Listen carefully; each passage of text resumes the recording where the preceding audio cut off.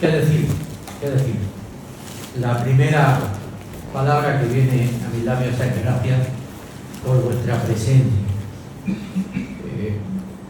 Paseando mi mirada por este conjunto humano que esta tarde formamos en un lugar con tantas evocaciones, la primera sede de la Universidad de Granada, en 1526, el primer estudio se creó aquí, después ya por la bula pontificia se formalizó en 1531.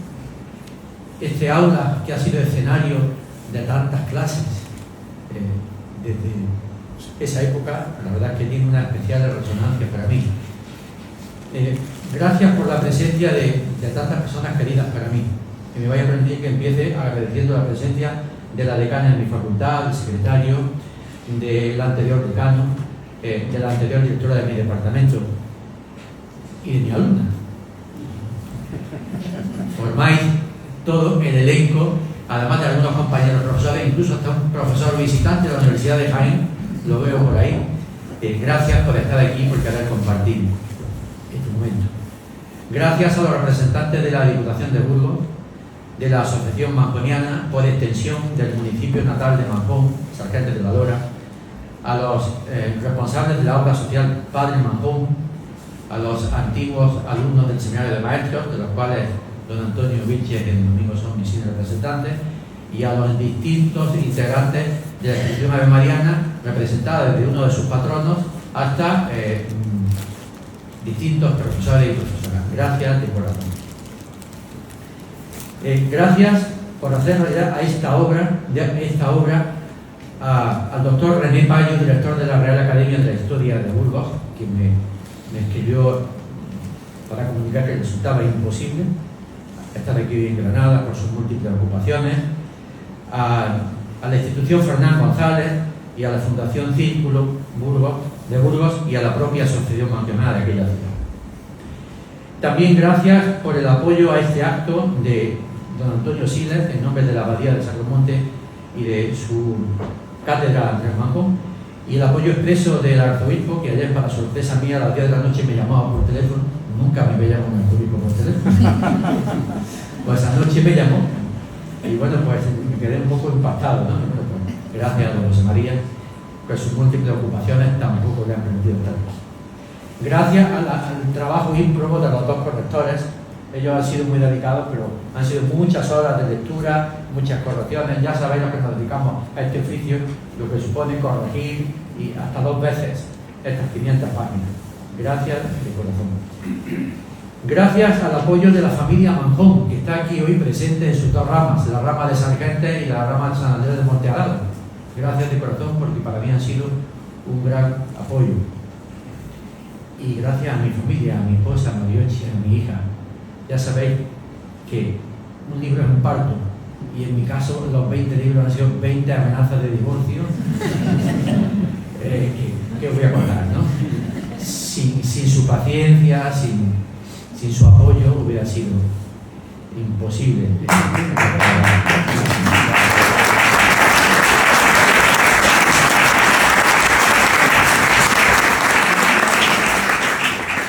Bien, pues dicho esto, me resulta imposible enumerar tantas presencias como hay aquí. Amigos, familiares, gracias de corazón. Gracias de corazón porque las circunstancias en las que nos ha tocado presentar esta obra, esas presencias son especialmente significativas para mí. Gracias. Como ya está todo dicho y todo escrito, yo simplemente, para no abusar, me gustaría decir 10 ideas que creo que pueden sintetizar todo esto. En primer lugar, subrayar que más allá de la imagen tópica y anecdótica de la figura de Manjón, el pobrecito cura mayor que trabajaba con los gitanos en Sacromonte, sus burras, sus anécdotas, en el fondo su carácter caricaturesco de toda esa dimensión, creo que era muy importante y es uno de los objetivos de esta publicación, recuperar la triple dimensión de Manjón, primero como catedrático de la universidad, segundo como profesor y canónigo del Sacromonte y por último como educador y fundador de una obra educativa. Es una triple dimensión. y además una persona que, habiendo llegado a la cúspide de la vida civil y de la vida eclesiástica, en 1886, que es cuando él se hace cura, se hizo cura con 40 años. La gente piensa que Manjón ya nació con la sotana puesta. No, se hizo cura con 40 años, después de tener una novia en Granada y tener un fracaso amoroso. No le desvelo nada porque está todo de la biografía.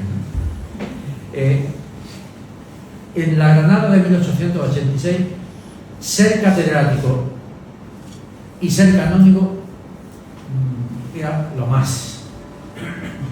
Hasta tal punto que cuando él plantea a sus compañeros de la Facultad de Derecho y a sus compañeros de las tertulias culturales en las que él participaba, que quiere hacerse cura, pensaron sinceramente que se le había ido de la cabeza. Y ahí lo cuenta en su diario. Entonces, estando en la cúspide de la vida civil y eclesiástica, baja a la base. Y una base que nunca abandona. O dicho de otra manera, no se sirve del poder para vivir, sino que vive para servir a otros. Esto para mí es un elemento muy relevante. La segunda idea es que, siendo Manjón funcionario del Estado y canónigo de una prestigiosa institución eclesiástica a la que se accedía por oposición, no vive para sí. Y además pone límites al Estado y pone límites a la Iglesia. Manjón siempre ha estado en tierra de nadie. Su obra educativa siempre ha sido autónoma y su carácter autónomo le ha granjeado problemas con la autoridad civil y la autoridad eclesiástica. Él se estuvo carteando con el presidente del gobierno Canalejas en la prensa de España durante más de 2 años. Están publicadas. Que un catedrático de la Universidad de Granada polemice con el presidente del gobierno y que el presidente del gobierno le responda, no deja de ser original. Pero es que también polemiza con el estamento eclesiástico por distintas razones. Era un hombre muy crítico con todo. Como digo, solió vivir en tierra de nadie. La tercera idea es que como funcionario, que es, defiende la libertad de creer frente al laicismo imperante que en su momento estaba creciendo, la libertad de educar frente al afán monopolizador del Estado.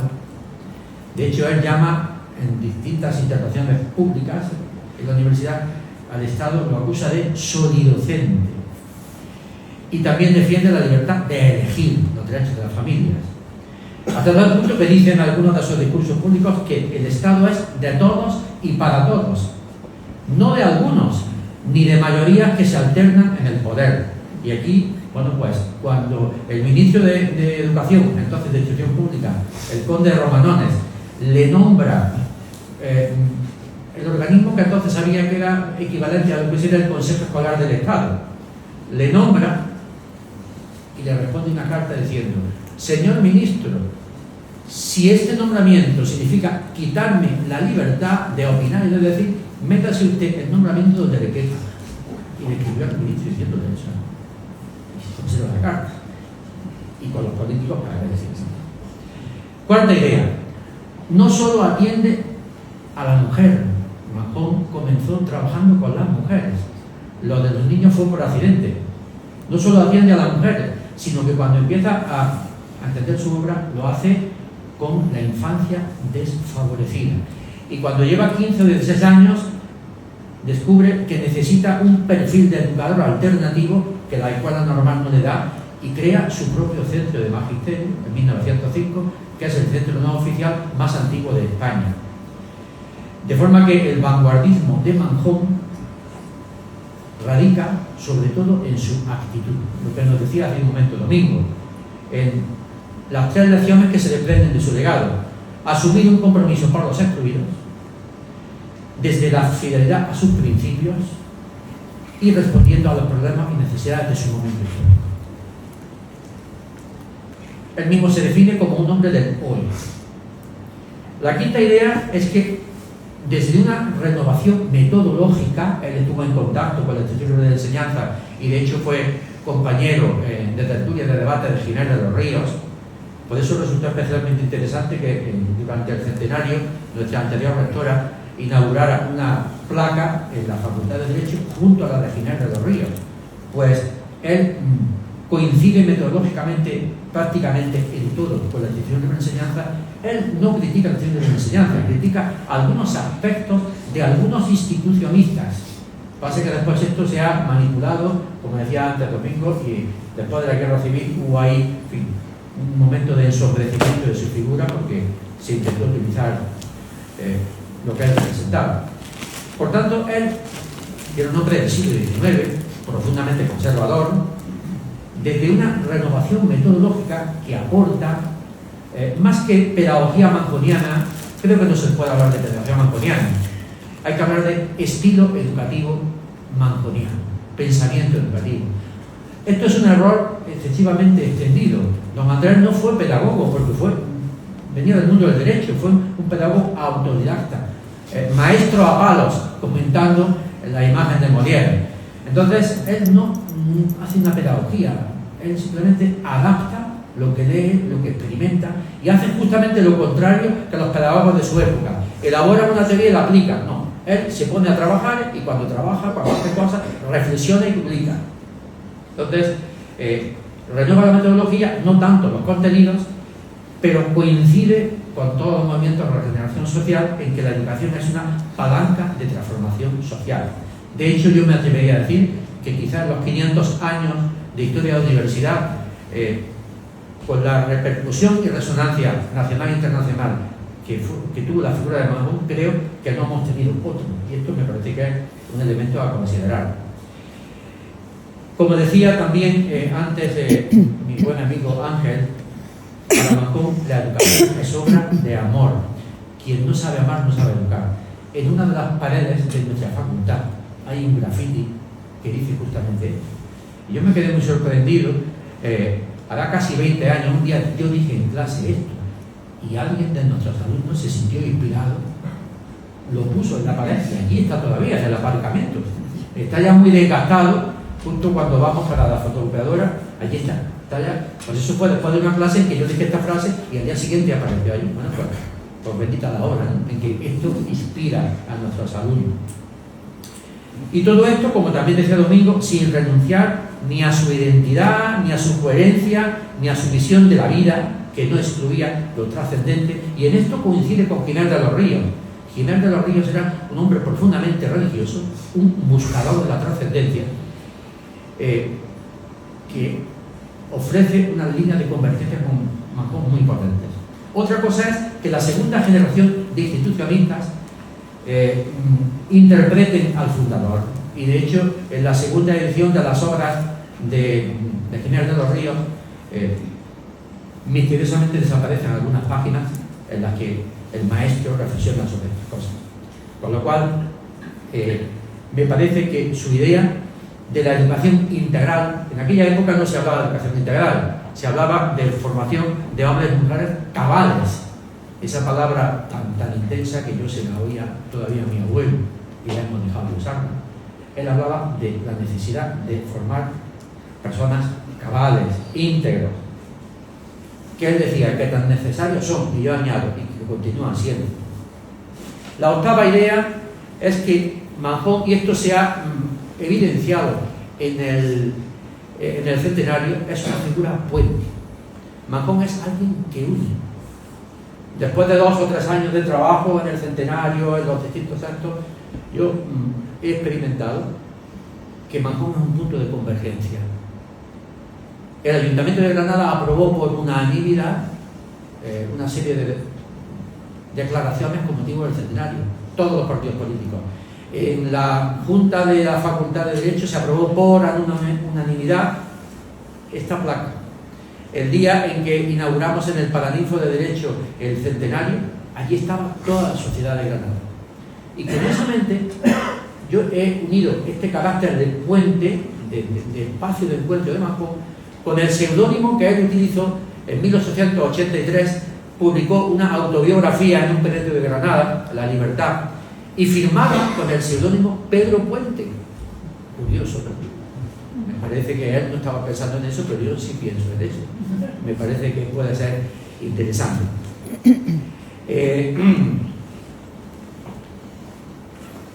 Esto es un valor en una sociedad crispada, enfrentada, dividida, fragmentada. Que haya alguien que una y que en el ámbito de la educación nos resulte un referente que suma, me parece que es muy necesario.